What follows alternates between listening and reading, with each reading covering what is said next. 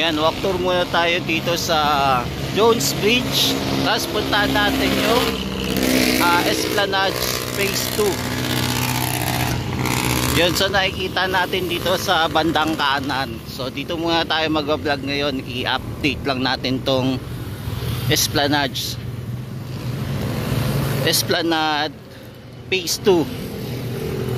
Dito malapit sa Pasig River. Ayan, kung natatanaw nyo, patapos na.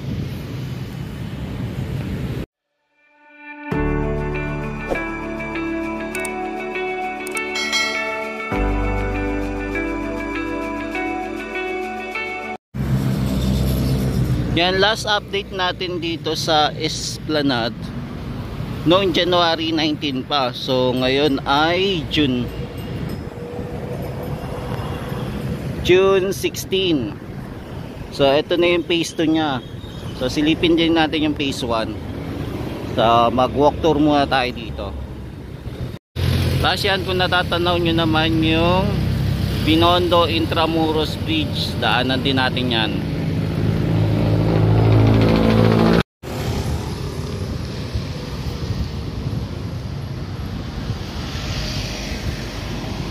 Yan, so ngayon ay Sunday, June 16, 2024. So panibagong vlog na naman tayo, panibagong video ulit, i-upload ulit tayo. At mag-iikot-ikot dito sa Manila. Yan, itong Manila na to, yung Manila na to pang old school, diba? Para tayo nasa ibang bansa.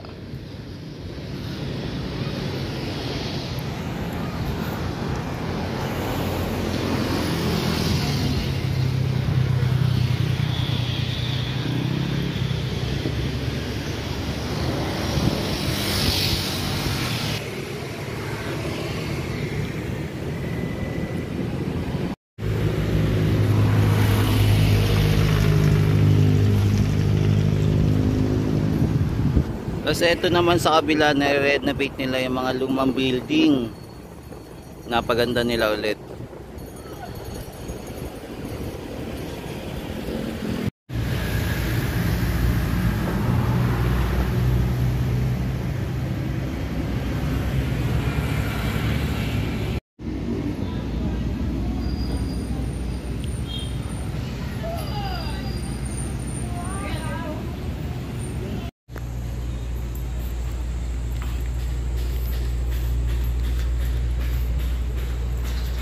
Yan. So yan, para lapit na tayo dito sa Esplanade Phase 2. So Esplanade hindi pa tapos. So ito siya.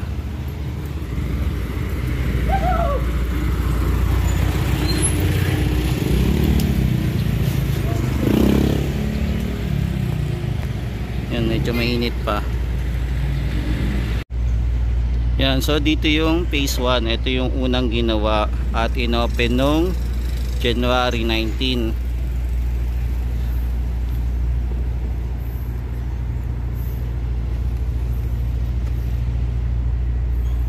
So ngayon mainit, kaya wala pang masyadong tao.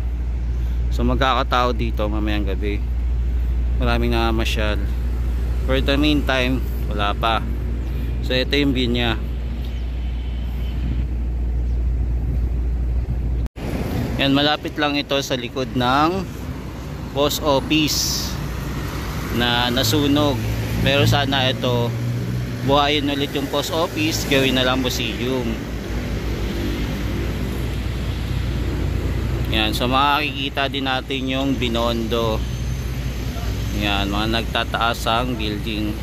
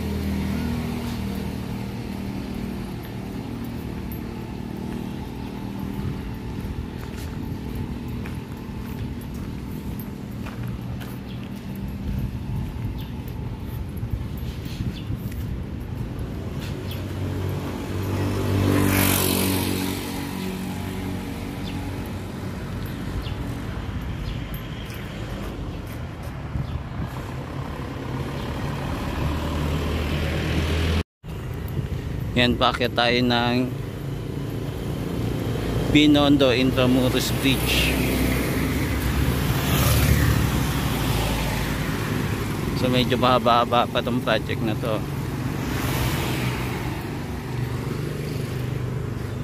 Yan.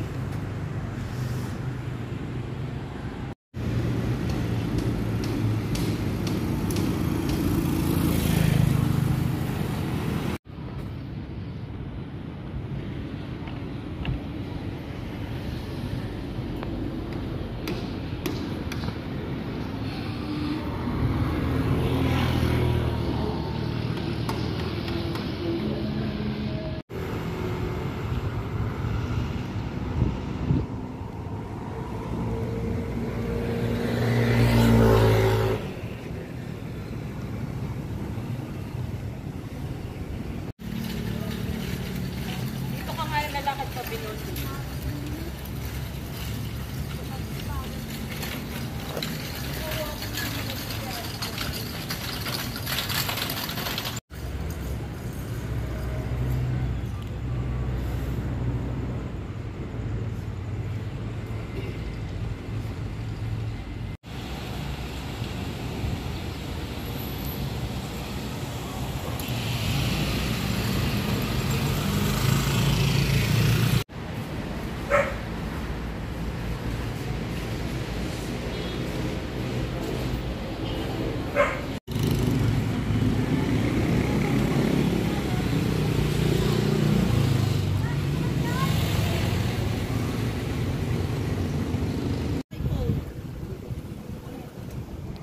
Yan, may mapapansin pa rin po tayong nagtatrabaho kahit linggo dito sa area.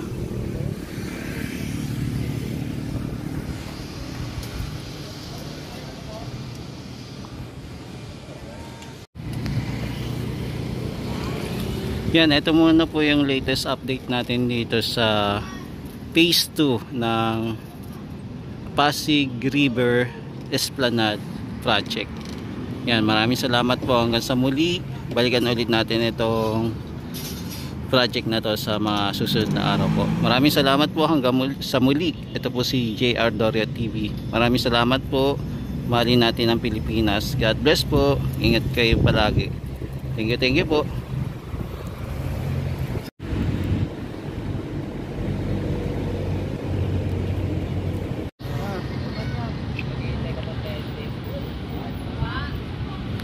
Pasok da Maria na sa Intramuros. Baka mo Maria.